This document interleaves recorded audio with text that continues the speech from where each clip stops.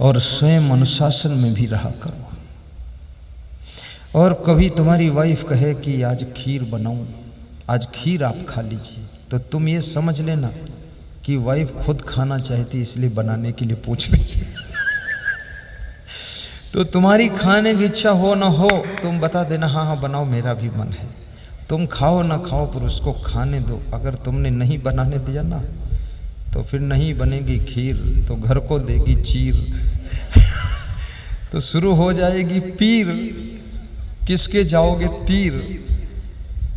बनाने दो, खाने दो, क्या फर्क पड़ता है। मैं तो, हमारे आश्रम में संत लोग रहते हैं, तो मैं आश्रम के भंडारे का मेनू नहीं बनाता। संत लोगों की इच्छा हो खीर बना लो, दाल बाटी बना लो, आपकी इच्छा हो पकौड़ी बनाकर खाओ, कचौड़ी खाओ, और मेरे को भी दिखा दो। और ना भी आए तो भी कोई बात नहीं है, तुम छको माल। अरे जिंदगी है थोड़ा, अब मांस मछली अंडा नशा शराब छोड़ दिया तो यार खीर तो खाने दो कम से कम।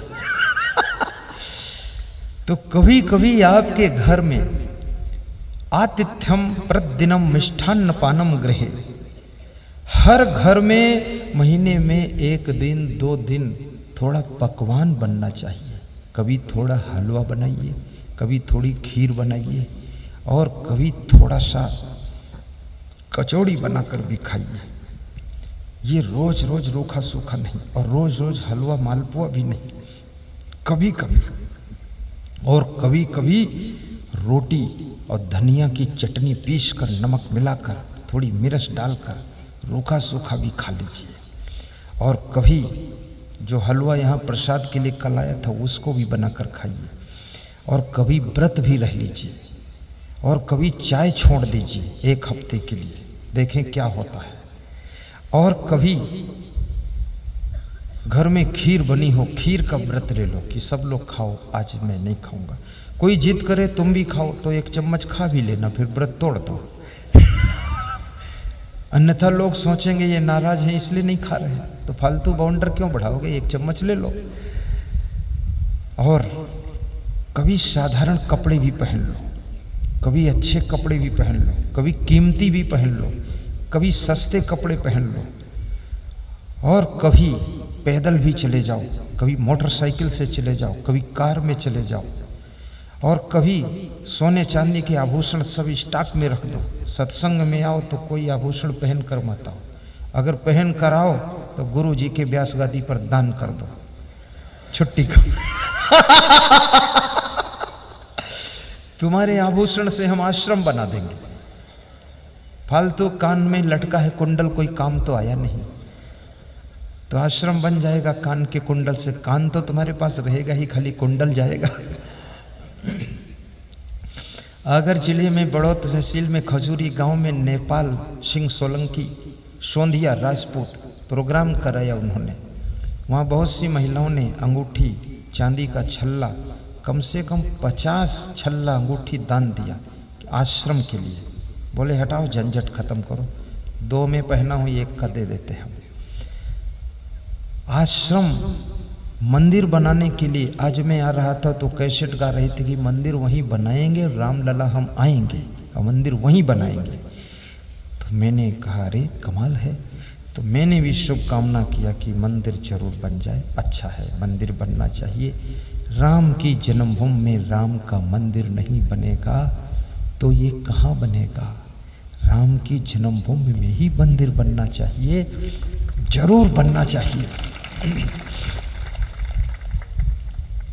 और राम की जन्मभूमि में मंदिर जब बनने लगे, हिंदू लोग 1 ईंट लगा दें, और मुसलमान भाई सीमेंट की बोरियां दान कर दें, और सिख लोग वहाँ पर छड़ दान कर दें, और ईसाई लोग वहाँ मोरंग लाकर बालू रेती दान कर दें, और बाकी जो बचे वो सब उसको जुट करके खड़ा कर दे पत्थर का मंदिर, और उसमें लिख दिया जाए जय श्री राम, जय हिंदुस्तान।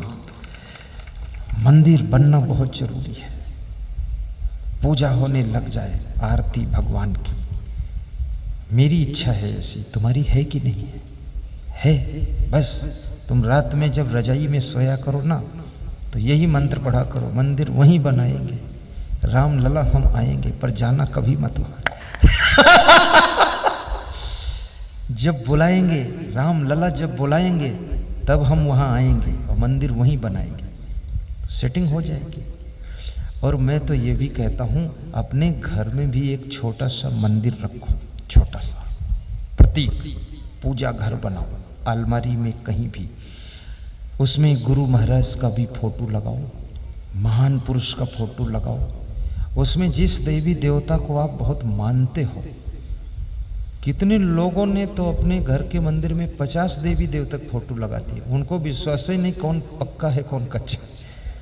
अरे एक चुनो, वो सब वही रूप है, नाम अलग अलग है। तो थोड़ा सुबह वहाँ बैठकर ध्यान किया करो और थोड़ा शांति से रामायण की 5 चौपाई, कबीर के 5 दोहे और गीता के 2 श्लोक पढ़ लिया करो। संस्कृत पढ़ना ना आता हो तो हिंदी में अर्थ पढ़ लिया करो, और वो भी ना आता हो, पढ़ना आता ही नहीं तो आंख मूंद कर बैठा करो और बोला करो श्री श्री सद्गुरुदेवाय नमः, श्री श्री सद्गुरुदेवाय नमः। और ये भी बोलना ना आता हो तो फिर आंख मूंदे खाली बैठे रहो और बोलो कि हमको बोलना नहीं आता है, हमको बोलना नहीं आता है। ये भी मंत्र जपो, लेकिन वहां बैठो जरूर थोड़ा 5 मिनट। और साथ साथ में एक काम और करना, कोई नशा मत करना। बीड़ी, सिगरेट, भांग, अफीम, दारू कुछ भी मत खाना पीना। अगर खाते हो तो मेरे चरणों में आज गुप्त रूप से संकल्प लेकर छोड़ देना। आपके घर में 50% खुशियां बढ़ जाएंगी, माताएं बहनें चिंता मुक्त हो जाएंगी, पतियों का नशा कम हो जाए तो पत्नियों की शान बढ़ जाती है, और पतियों का भटकना बंद हो जाए तो पत्नियों की चिंता खत्म हो जाती है, और पतियों की फिजूल खर्ची बंद हो जाए तो नारियां ढोल बजाने लगती हैं, और स्त्रियों का कठोर बोलना बंद हो जाए तो पुरुषों की उम्र बढ़ जाती है, और स्त्रियों का खुश रहना शुरू हो जाए तो घर में लक्ष्मी बढ़ जाती है, और स्त्रियों के गुस्सा आने लग जाए तो घर में दरिद्र बढ़ जाता है। इसलिए स्त्रियों को खुश रहना चाहिए और अपने पतियों को परेशान नहीं करना चाहिए। युक्ताहार विहारस्य युक्त चेष्टस्य कर्मसु युक्त स्वप्नौ बोधस्य योगो भवद दुःखा। अब दूसरी बात श्री कृष्ण कहते हैं, दुख दूर करने का उपाय है यथा योग्य कर्म कीजिए। बहुत बड़ी बात है, यथा योग्य कर्म करना। किस समय कौन सा कर्म करना चाहिए? सुबह से लेकर के शाम तक कर्म तो सभी करते हैं, लेकिन किस समय कौन सा कर्म करना चाहिए, किस उम्र में क्या कर्म करना चाहिए, किस स्थिति में क्या कर्म करना चाहिए।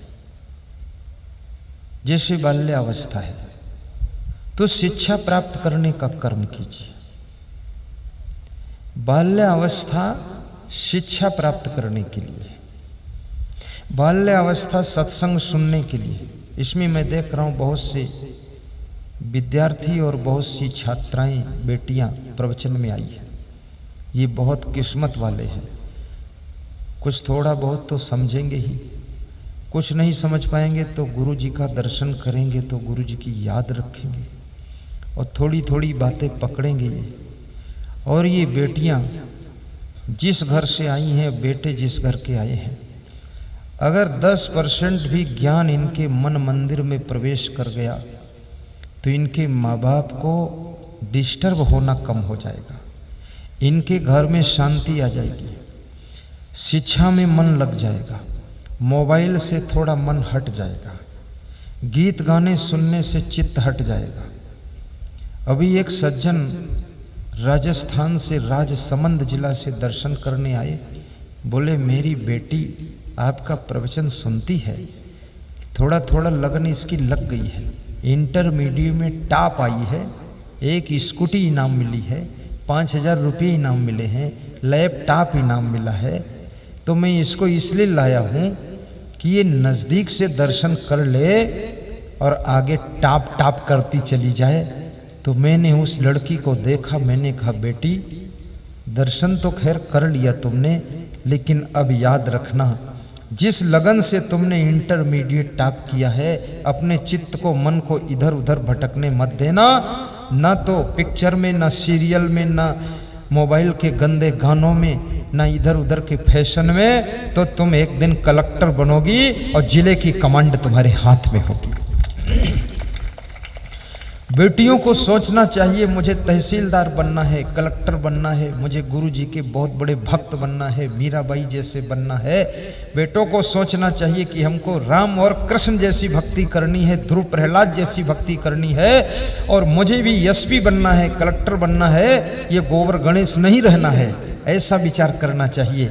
और ये प्रतिज्ञा यदि आप ले लेंगे तो ये व्यास गादी, इसके पास आशीर्वाद की कमी नहीं है, आशीर्वाद आपको मिलेगा और तुम वही बनोगे जो तुमने प्रतिज्ञा लिया है, वो बना देगी व्यास गादी। ऊंची सोच रखो, बड़ा सोचो, अच्छा सोचो, जल्दी सोचो, समय पर सोचो, क्योंकि समय निकल जाएगा, बाद को सोचने से कुछ भी हाथ ना आएगा। समय को खराब भी मत करो। श्री कृष्ण कहते हैं हर कर्म सोच समझ कर करिए, क्योंकि कर्म की कलम से ही भाग्य लिखा जाता है। भगवान आपके भाग्य को नहीं लिखता है। भगवान ने तुमको भाग्य लिखने के लिए कर्म करने की स्वतंत्रता दिया है कि तुम जैसा अपना भाग्य लिखना चाहो तो अपने कर्म की कलम से खुद लिखो। और तुम जो भी कर्म सुबह से लेकर शाम तक करते हो, बचपन से बुढ़ापे तक करते हो, वो कर्म सब भाग्य में लिख कर आ जाते हैं। इसलिए तुम्हारा कर्म कोई जानता हो न जानता हो, लेकिन तुम यदि जानते हो कि मैंने क्या, कब, कहाँ, कैसे कर्म किया है, वो भाग्य बनकर आपको भोगना पड़ेगा। तो कर्म हमेशा संभल कर करना चाहिए। ऐसा नहीं कि हम छुप के कर्म कर रहे हैं, कोई जानता नहीं, हम चाहे जैसा करें। रघुपति राघव राजा राम, अब पता न पावें सीता राम, और रात हुई तो 200 ग्राम, रघुपति राघव राजा राम। इससे काम चलने वाला नहीं है। हरे कृष्ण हरे रामा और 2-2 अंडा सुबह शामा, ये चालाकी सब जान जाएगा। भगवान तो अंदर ही बैठा हुआ है, वो इतना अनजान नहीं है, वो सब जानता है तुम क्या कर रहे हो। मैंने सुना है किसी गांव में एक आदमी बेर के पेड़ के नीचे लेट्रिन कर रहा था। बोईर के पेड़, बेर को यहाँ क्या बोलते हैं, बेर, उसके नीचे लेट्रिन कर रहा था। हिंदुस्तान में ये विशेषता है कि यहाँ का आदमी नंबर 1 तो सड़क किनारे लेट्रिन आराम से करता है। सुलभ शौचालय सड़क किनारा, शौच मुक्त हो भारत हमारा, और सुलभ शौचालय सड़क किनारा। क्या बात है। मोदी लगाता यही एक नारा, सुलभ शौचालय सड़क का किनारा और शौच मुक्त हो भारत हमारा। अभी जिस देश के लोगों को टट्टी करने का भी ठिकाना नहीं है, वो देश महान बनने चला है। क्या हद मार दी। मैंने सुना है कि भारत दास का एक नेता अमेरिका गया, वहां से लौट कर आया तो वहां पर उसका एक नेता दोस्त हो गया अमेरिका में। तो उस नेता को बुलाया, हिंदुस्तान घुमाया, सुबह सुबह घुमाया, और घुमा करके कहा कि आपने क्या देखा मेरे हिंदुस्तान में। तो उसने कहा आपके हिंदुस्तान में सड़क किनारे टट्टी करते ही लोगों को देखा मैंने, ऐसा मेरे अमेरिका में नहीं देखा कभी। एक नया अंदाज है, नया स्टाइल है लोगों का। कितने हिम्मत वाले लोग हैं, सड़क पर सैकड़ों लोग निकल रहे हैं और बैठे टट्टी कर रहे हैं, ये कोई मामूली हिम्मत का काम है। तो उस इंडिया के नेता को बड़ी शर्म लग गई कि मेरे भारत देश की कितनी बदनामी होगी। तो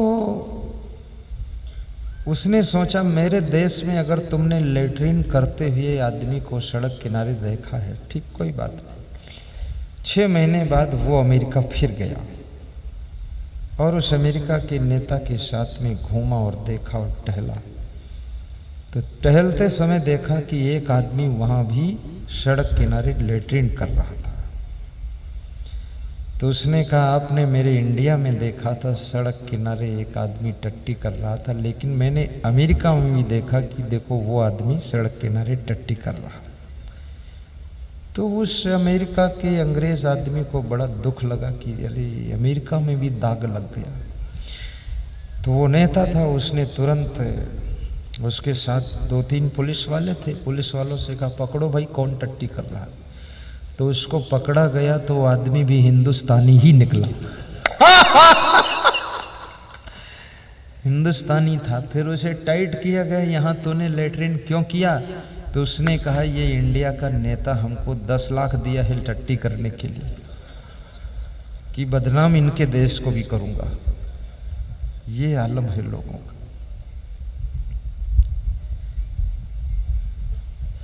पर अब तो लोग समझदार हो गए और सुलभ शौचालय का प्रयोग अपने अपने घर में सभी करते हैं।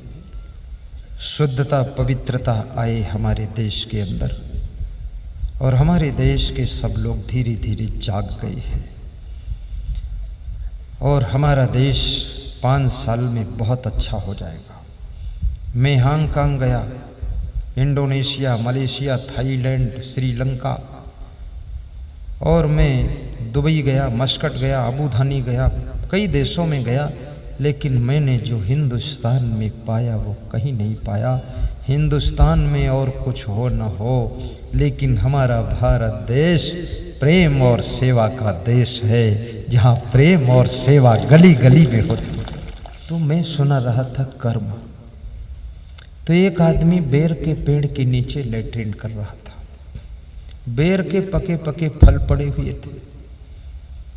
तो उसने सोचा, एक पंथ 2 काज, लेटरिन भी करता जाऊं और बेर भी खाता जाऊं। आखिर डबल टाइम बर्बाद करने से फायदा क्या है? बड़ी अच्छी गणित लगाता था। कुछ लोग लेटरिन करते समय बीड़ी भी पीते रहते हैं। उनसे पूछो, लेटरिन के समय बीड़ी क्यों पीते हो? बोले, बीड़ी के धुआं से लेटरिन निकलती नहीं, निकलेगी नहीं। तो बीड़ी का धुआं कोई पंप प्रेशर का काम करता है? तुम्हारी लेटरिन को ढकेल कर निकालता है? कोई जानवर बीड़ी नहीं पीता, उसकी लेटरिन बिना बीड़ी पिए निकल जाती। कोई बच्चे बीड़ी नहीं पीते तब भी लेटरिन निकल। तुम्हारी लेटरिन कोई स्पेशल क्वालिटी की है जो धुआं से निकलती है? फालतू बात करते हो, छोड़ो बीड़ी।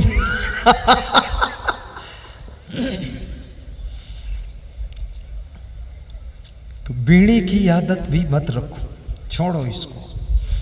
10 रुपये बचाओगे तो साल में कितने रुपये बच जाएंगे? सोचो, 3600 रुपये बचेंगे। 3600 रुपये में 3 पंखे लगा सकते हो घर में। 3600 रुपये में पूरे घर को जूते चप्पल पहना सकते हो। और बीड़ी का धुआं फेंकने से क्या होगा? कोई फायदा है? ओंठें झुलस जाती हैं, फेफड़े गंदे हो जाते हैं, खांसी खुर्रा दमा आ जाती है, गले की आवाज़ खराब हो जाती है और बीड़ी पीने से मुंह से बदबू आती है। आज हिम्मत करना, नशा तो छोड़ कर जाना, मेरे चरणों में दान कर देना। और कुछ दान करो न करो, पर एक एक बुरी आदत आज दान कर दो। नशा व्यसन दान कर दो, गाली देने की आदत दान कर दो, दांत पीसने की आदत दान कर दो। और मैं तो ये कहूँगा, घर में जो बहुत क्रोध करते हो, उस क्रोध की आदत को भी दान कर दो। थोड़ा हंस मुस्करा कर रहने का संकल्प लो और अपने घर को स्वर्ग जैसा बनाओ, मंदिर जैसा बनाओ।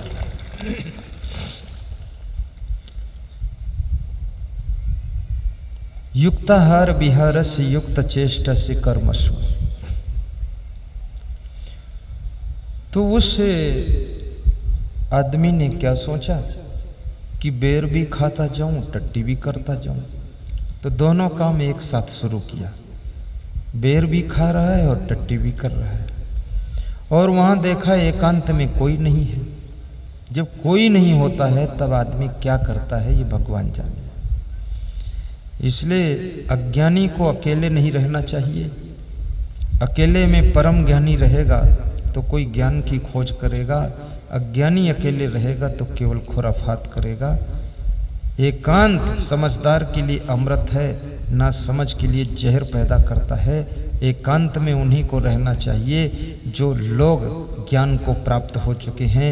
एकांत ज्ञान नहीं देता है, बल्कि ज्ञानी होने से एकांत का सदुपयोग हो जाता है। इसलिए अकेले अज्ञानी को कभी नहीं रहना चाहिए। सबके साथ रहो तो मन को संकोच लगेगा, गलती नहीं होगी, अच्छे बने रहोगे। तो उसने बेर भी खाया, लेटरिन भी किया और घर को आया। रात में उस गांव में एक वेश्या का नाच था, डांस था। अब तो नाचना वेश्याओं ने बंद कर दिया सब, क्योंकि अब सभी लोग नाचने लगे तो वेश्याएं भी शर्मिंदा हो गई कि अब अपनी तो जरूरत खत्म है, सभी नाच रहे हैं। और तो स्त्रियों से ज़्यादा तो पुरुष नाचते हैं, और पुरुष तो इतना बड़ा ठुमका मारते हैं कि झुम झुमका गिरा रे मनासा की बाजार में। बहुत गजब का नाचते हैं। और नाचने से एक फायदा तो बहुत है, वो फायदा ये है जो लोग नाचते हैं इनको 90% बीमारी नहीं आती है नाचने से। और रोज नाचे तो बहुत फायदा है।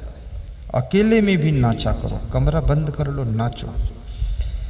बहुत सी स्त्रियां अकेले में नाचती हैं कमरे में, बहुत से पुरुष भी कभी कभी कमर हिला देते हैं अकेले भी। नाचने से स्वास्थ्य अच्छा रहता है, सब व्यायाम हो जाता है हर तरह से। और नाचना एक कला है, कोई साधारण चीज नहीं। हर आदमी नाच भी नहीं सकता है, ऐसा हाथ पांव घुमाना भी कठिन है। लेकिन मेरे सत्संग में बहुत कम नाचना, मत नाचना। कभी आरती में नाचने का मन हो जाए तो झूठा मूठा हाथ हिला देना थोड़ा बहुत, लेकिन ज़्यादा यहाँ ठुमका मत मारना। क्योंकि तुम्हारा गुरु वैराग्यवान है, तुम्हारा गुरु ब्रह्मचारी है। नाच कूद से राग रंग पैदा होता है। तुम्हें अपने गुरु को भी बचाना है, क्योंकि दीपक को बचाओगे नहीं बुझ जाएगा तो अंधेरा हो जाएगा, और गुरु को बचाओगे नहीं तो गुरु भी चौपट हो जाएगा। तो गुरु के सामने ज़्यादा डांस वांस नहीं करना है, शालीन रहना है सभ्यता से। और नाचना क्या है, माया तो सबको नचा ही रही है, उसी नाच से फुर्सत नहीं है।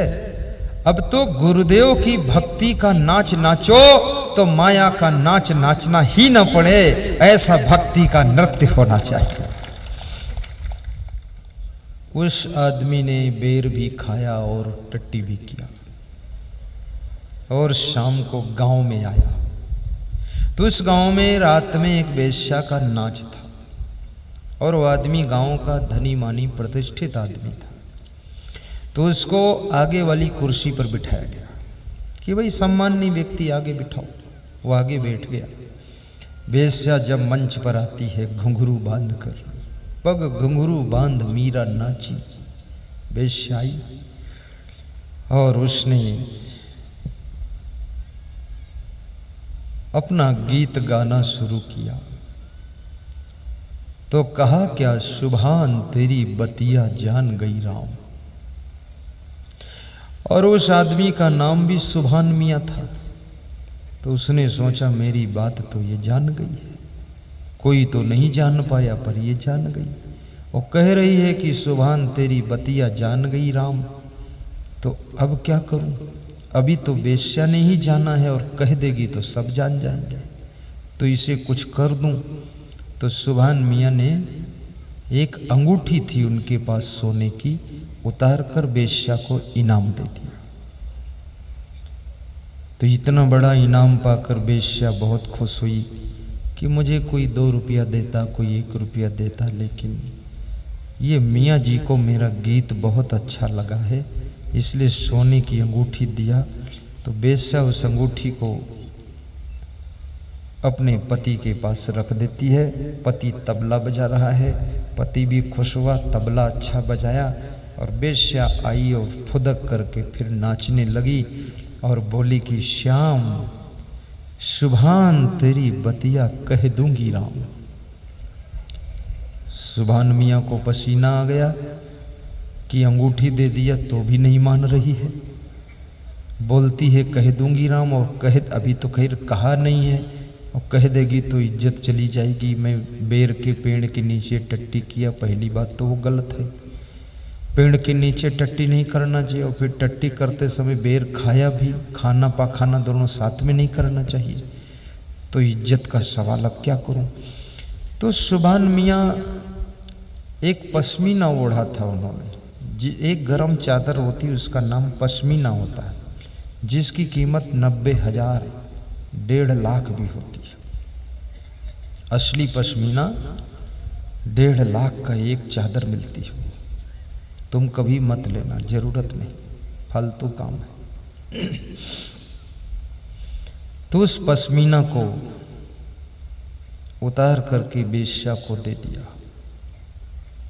बेश्या इतना महंगा पश्मीना पा करके उछल पड़ी और अपने पति को पश्मीना दिया और ठुमका मार करके फिर गाना शुरू किया कि सुभान तेरी बतिया कह रही हो राम। अब एकदम वारा नेरा फाइनल करने जा रहे हैं। तो सुभान मियाँ को क्रोध आ गया, गुस्सा आ गया, और कुर्सी से उठे और कूद कर मंच पर पहुंच गए। बेश्या का हाथ पकड़कर झकझोर डाला कि बेश्या की जात, न तुझे अपनी इज्जत का डर न मेरी इज्जत का डर। सोने की अंगूठी दे दिया, 1.5 लाख का पश्मीना दे दिया, और फिर भी बोल रही है कह रही हूँ राम। क्या कह देगी? कह दे, यही तो कहेगी कि सुभान मियाँ टट्टी करते हुए बेर खाए थे, और क्या कहेगी।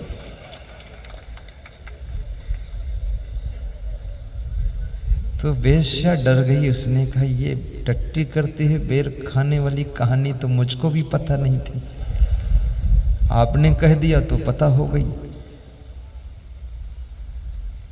बेश्या ने कहा सुभान नाम तो भगवान का है, मैं तो ये गीत गा रही थी कि हे भगवान तेरा गुणगान कर दूंगी, तेरा गुणगान कर रही हूँ, पर मुझे नहीं पता था तुम सुभान मियाँ हो और तुमने टट्टी करते समय बेर खाए थे। चलो ये भी पता हो गया। आदमी कितना कर्म छिप करके करे कोई जाने न जाने, लेकिन उसका कर्म तो सबको बता देता है कि तुमने क्या किया है।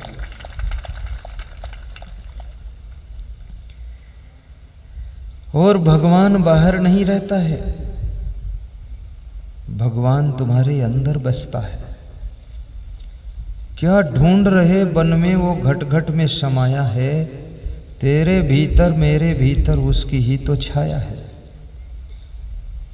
तुम ये मत सोचना शिरडी में साईं बाबा है, शिरडी उरडी में नहीं, तुम्हारे घट के अंदर घट घट में वह साईं रमता। तुमने अगर अपने परिवार के सदस्यों का ख्याल रखा है, मेहमान का ख्याल किया है, आपने अपने गांव में सत्संग समागम में तन मन धन लगाया है, भंडारा किया है, प्रसाद बांटा है अपनी ओर से, तो तुम्हें शिरडी जाने की जरूरत नहीं है। तो समझ लो तुमको साईं बाबा का आशीर्वाद भाट खेड़ी में ही मिल जाएगा, उधर जाने का काम ही नहीं। अपने पति में साईं का रूप देखना, बूढ़े सास ससुर में साईं का दर्शन कर लेना, बूढ़े माता पिता में भगवान का रूप देख लेना, अम्बा माँ का दर्शन अपनी बूढ़ी दादी में कर लेना, अपनी बहन में देवी का दर्शन करना, इनको दुख न देना। यदि तुम्हारी बहन बोल दे भैया दारू मत पियो, उसी दिन छोड़ दो। तुम्हारी वाइफ बोल दे बीड़ी न पियो, कह दो लो खत्म बीड़ी।